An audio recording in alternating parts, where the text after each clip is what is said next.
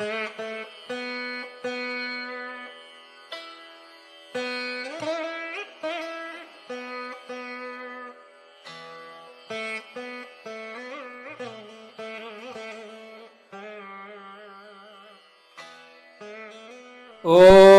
శ్రీకృష్ణాయ నమః. చైతన్య మహాభారతము మొదటి పర్వము, ఆది పర్వము, కళ్యాణ వైభవము. పాండవులకు ఒక రమణీయ భవనాన్ని ప్రత్యేకంగా ఏర్పాటు చేశాడు ద్రుపదుడు.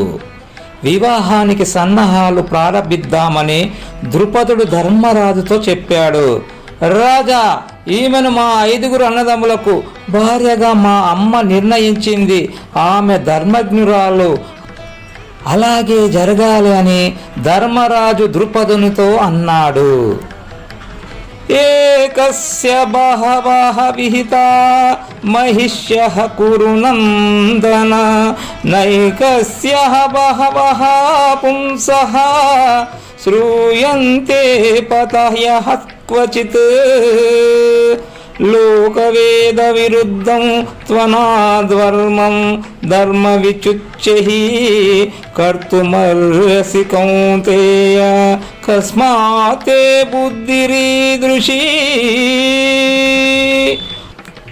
పాండునందన, ధర్మరాజా, ఒక రాజుకు అనేక మంది రాణులు భార్యలుగా ఉన్నట్లు విన్నాము గాని ఒక స్త్రీకి అనేక మంది భర్తలున్నట్లు వినలేదు. మీరు పవిత్రులు, ధర్మజ్ఞులు, లోక విరుద్ధమైన వేద విరుద్ధమైన అధర్మమును చేయకూడదు. కౌంతేయ, కుంతీనందుడమైన నీవు ఇలాంటి ఆలోచన ఎలా చేయగలిగావు అని ప్రశ్నించాడు ద్రుపదుడు. మహాత్మా ద్రుపదరాజా, పెద్దలు నడిచిన మార్గమే మాకు శిరోధార్యము.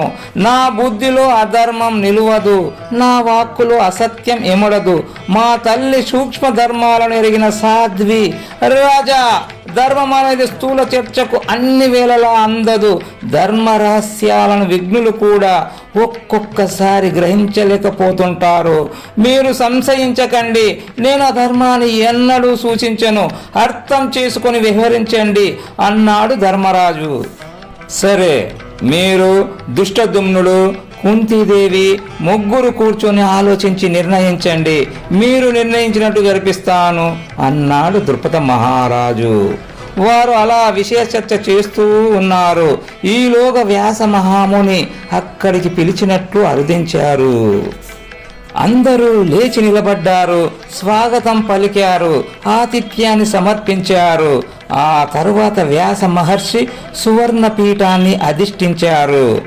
మహాత్మా, ఒక స్త్రీ అనేక మంది పురుషులకు భార్య కావటం అనేది సమంజసమా అని ద్రుపదుడు వ్యాసుని ప్రశ్నించాడు. వ్యాస మహర్షి ద్రుపదుని ఏకాంత ప్రదేశానికి తీసుకుని వెళ్ళి అనేక ధర్మ సూక్ష్మాలను వివరించాడు.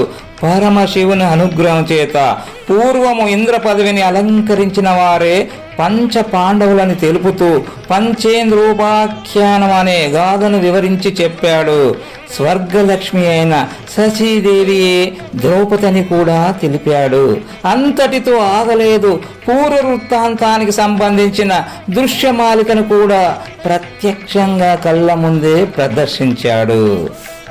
పాండవులు 5 మనకు కనిపించిన ఆ 5 కూడా ఇంద్రుడే.